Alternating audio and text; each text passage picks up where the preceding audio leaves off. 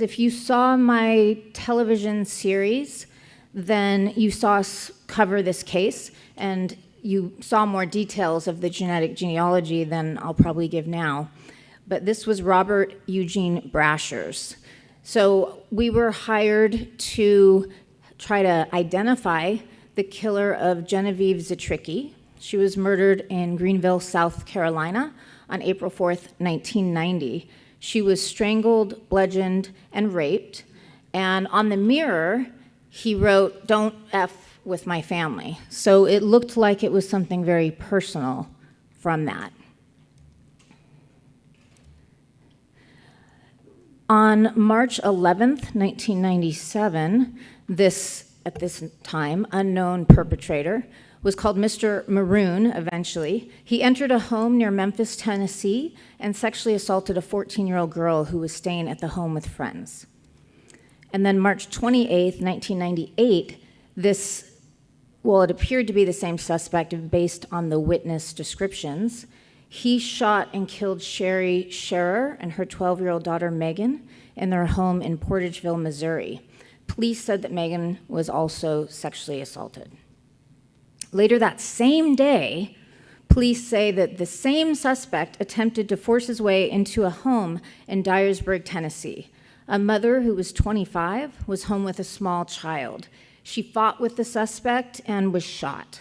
She survived the shooting by pushing him out the door and closing the door on him, a fighter, and she was able to provide a good description of the suspect. And the projectile pulled from her body was later linked to the Scherer homicides.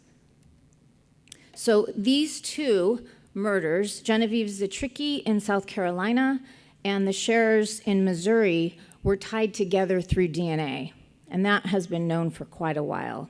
But much more recently, a rape kit from 1997 in Tennessee was processed, and it also hit as a match to that DNA profile.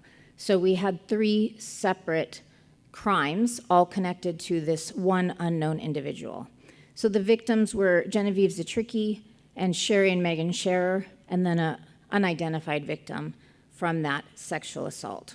There was also the person that was shot, the 25-year-old mother that was shot as well. This was a composite from the witness statements. So you can see they all described him a little bit differently, those who survived or witnessed him at these locations. But there are some similarities. The wire-rimmed glasses, sometimes clear, sometimes sunglasses, but they have that double line there.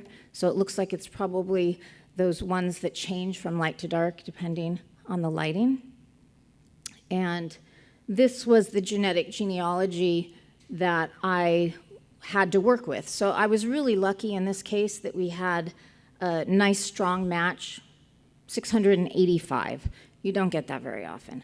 But this was back before the opt-out at GEDmatch, so we did have more to work with at that time. It was just under 1 million people at that time in 2018.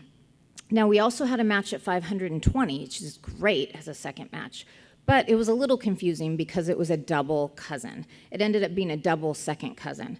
So, that was a little bit to figure out, but not something too difficult. So this only took, I think, a weekend, like 2 days. I was able to zero in on a number of cousins. Not just one person, but there was one person who really stood out, and that was Robert Eugene Brashers. And the reason he stood out at first was because when I went into newspapers.com, I found that he had been arrested for an attack on a woman. She had been shot in the head. He had tried to rape her, and she had actually gotten away from him and crawled through a pipe and mud. This woman was a hero, and pulled herself up to a farmhouse, and they called the police, and they found him stuck in the mud. He tried to drive his truck and got stuck. So he was actually arrested for this crime, and he was sentenced on November 10th, 1986, and incarcerated. So He was scheduled to be released October 17th, 1990. Not very long, right? I mean, back then, a lot of times these violent criminals did not get much time. And we see this time and time again in our cases, that somebody was arrested for a very violent crime back in the 70s or 80s, and then right back out on the streets pretty quickly to offend again. This is also pre-DNA, and so they didn't collect his, well, pre-DNA for law enforcement use, and so they hadn't collected his DNA. It was not in CODIS for this reason. So this was confusing, though, because look at his scheduled release date, October 17th, 1990, but Genevieve Zitricki's murder was April 4th, 1990. So based on my experience on seeing people get out early, I figured he probably was released early, but this was a real discrepancy. Then on Ancestry.com in their US Public Record Index, I found this address, and shockingly, it was 0.7 miles from Genevieve's murder site, which was her apartment. Now, it didn't have a date on it, but it was a listing for Robert Eugene Brashers, and I knew it was him because it had the same date of birth. It had to be him. But he was supposed to still be in jail, right, at the time of her murder. But I didn't think this could possibly be a coincidence. He had to have gotten out early. So he was definitely the most likely cousin in that tree to be our guy. He also lived in relatively close proximity to the 1997 and 1998 crimes in Missouri and Tennessee. He lived in Paragould, Arkansas, and he lived in, he was two different addresses in Paragould, which were 60 and 66 miles from the Missouri crime, and 70 and 76 miles from the Dyersburg, Tennessee crime, and 79 and 82 miles from Memphis, Tennessee. So this is actually further than what we usually see. The vast majority of the time, the genetic genealogy leads us right to the crime scene. But this was close enough, and here I had found him 0.7 miles from Genevieve's apartment and knew this was the same DNA. So this still worked. This guy moved around a lot. Then I found his 1999 obituary, and he was only 40 years old when he died. I then found his daughter's Facebook page, and this wasn't labeled, but look at this guy in this picture, and it looks like a family picture, right, on her Facebook page. It looks like an older picture. So this was a person who looked very consistent with the witness statements. And so I, of course, zeroed in thinking, could this be her father, Robert Brashers? And when I compared him to those composites, look what I found. Look at the hat. It looks identical.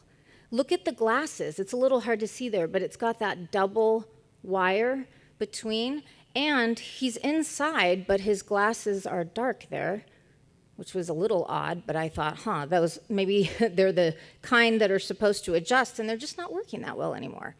But he very much fit. So I dug deeper with him, and I found that his older brother, Dulles Woodrow Brasher Jr., died in a shootout with law enforcement in 1979 in Huntsville, Alabama. So, that's getting more complex here.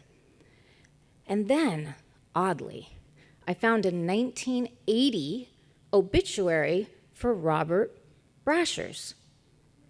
How strange is that? Remember, I found the 1999 obituary.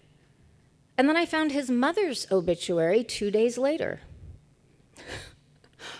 Very strange. Didn't quite know what to make of it. And her obituary said that survivors include her son, Robert Brashers of New Orleans. But there's an obituary 2 days earlier for him, and both of these were in the same newspaper in Virginia. So something very, very strange was going on here. I don't think in all my years of genealogy I've ever seen anyone with two obituaries almost 20 years apart. Very strange. This is a Strange guy. Then I found a year later, he was in his brother's wedding. So he must not have died in 1980. And strange that you would allow your name to be published if you were trying to pretend you were dead. I then found that he was a suspect in a burglary in New Orleans in 1981. I found that there was an attempted break-in in 1998, 2 weeks before the Scherer murders, and this placed him in Arkansas and pretty close to the crime scenes there.